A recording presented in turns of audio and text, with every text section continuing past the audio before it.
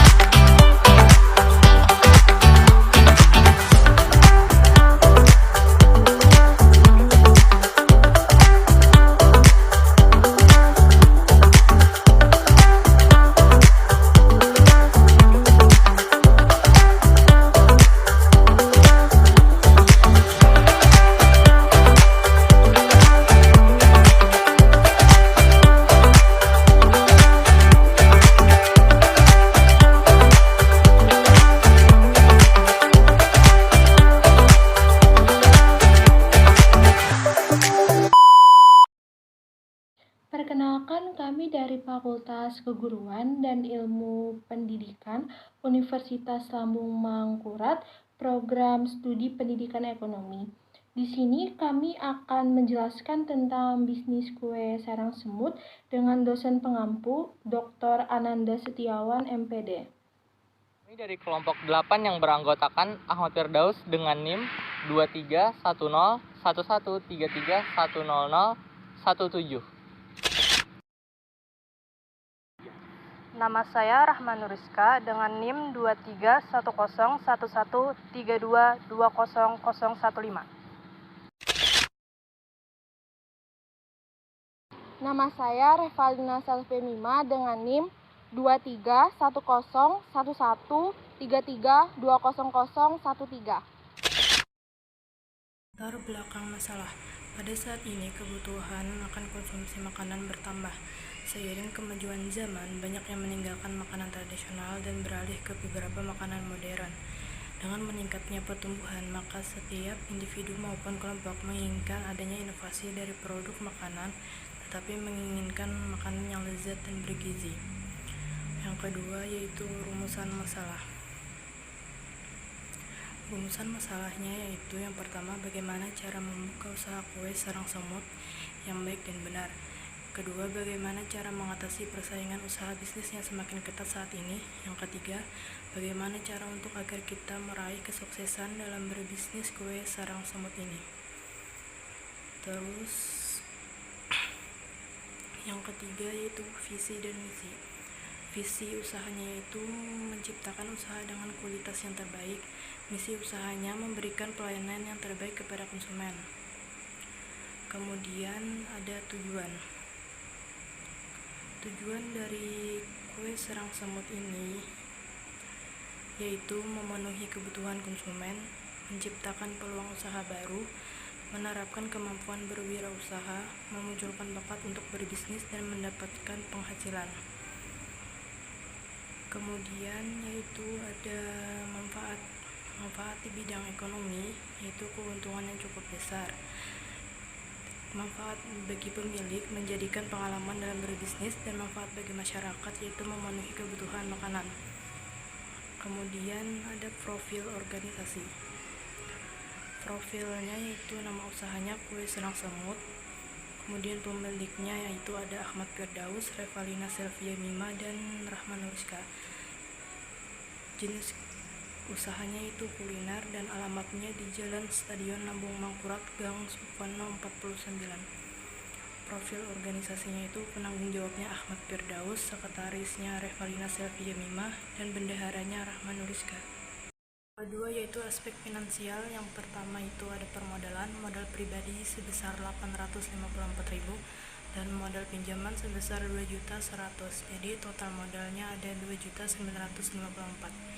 Kedua, rencana anggaran biaya, perlengkapan dan peralatan, yaitu ada oven 1 buah sebesar 2 juta, kedua kompor 250.000, ketiga mixer 185.000, keempat cetakan 2 buah yaitu 5.000, kalau 2 jadi 10.000, yang kelima baskom 4 buah yaitu jadinya 10.000, yang keenam sendok 1 lusin sebesar Rp35.000.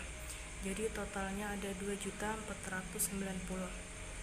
Biaya operasionalnya ada biaya transportasi yaitu 10.000 dikali 30 selama 1 bulan yaitu 300.000. Kemudian ada biaya bahan baku. Yang pertama ada mentega 10 bungkus yaitu totalnya 50.000. Kedua gula pasir 5 kilo totalnya 40.000. Ketiga susu 3 kaleng jadinya 21.000. Keempat tepung terigu 5 kilo jadi 20.000. Yang kelima soda kue 6 buting yaitu 18.000. Yang keenam telur 15 butir sebesar Rp15.000. Jadi totalnya ada 164. Yang ketiga biaya lain-lain yaitu modal pokoknya 2.100.000 dalam jangka waktu 12 bulan. Modal pokok per bulan 2.100.000 dibagi 12 jadi 175. Bunga pokoknya itu ada untung pokok kali bunga yaitu 2.100.000 kali 1% yaitu 21.000. Angsuran per bulan yaitu ada utang pokok per bulan yaitu 175 ditambah 21 jadi 196. Yang ketiga harga pokok penjualan. Biaya bahan baku dibagi jumlah produksi yaitu 164.000 dibagi 80 jadi Rp2.050. Keempat yaitu harga jual produk, harga pokok tambah persen laba dikali harga pokok yaitu Rp2.050 ditambah 100% dikali 2.050 yaitu dapat 4.100 per paket. Analisis pendapatan kotor per hari yaitu yang pertama harga jual dikali jumlah produksi dikurangi harga baku.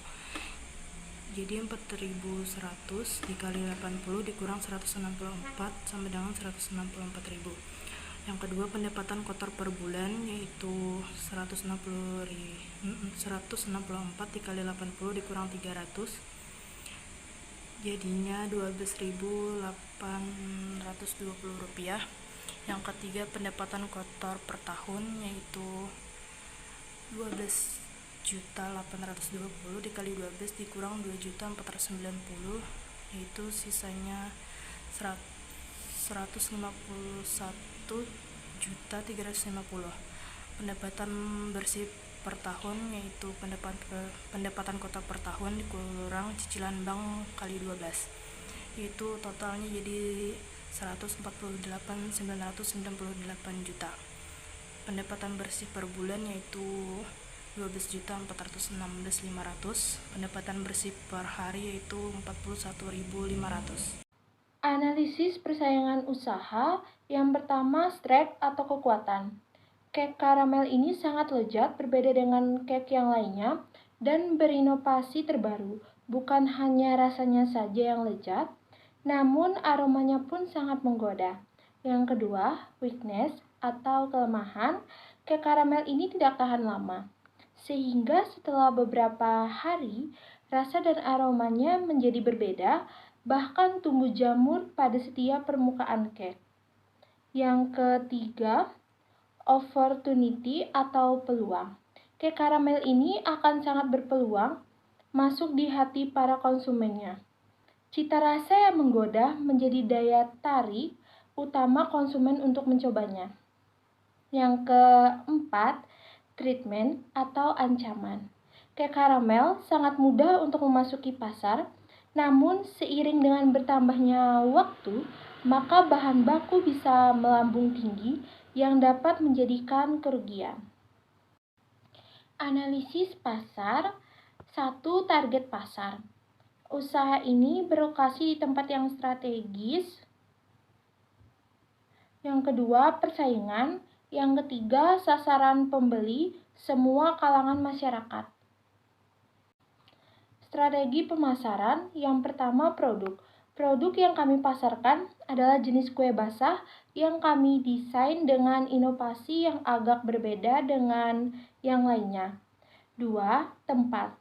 Tempat yang akan kami jadikan pemasaran yaitu wilayah strategis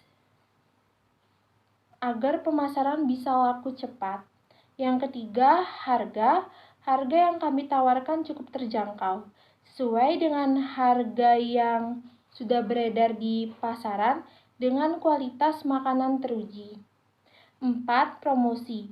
Promosi usaha yang kami lakukan yakni dengan membuat brosur melalui internet atau jejaring sosial agar tidak hanya orang dekat saja yang mengetahui, tapi orang jauh pun bisa tahu usaha kami.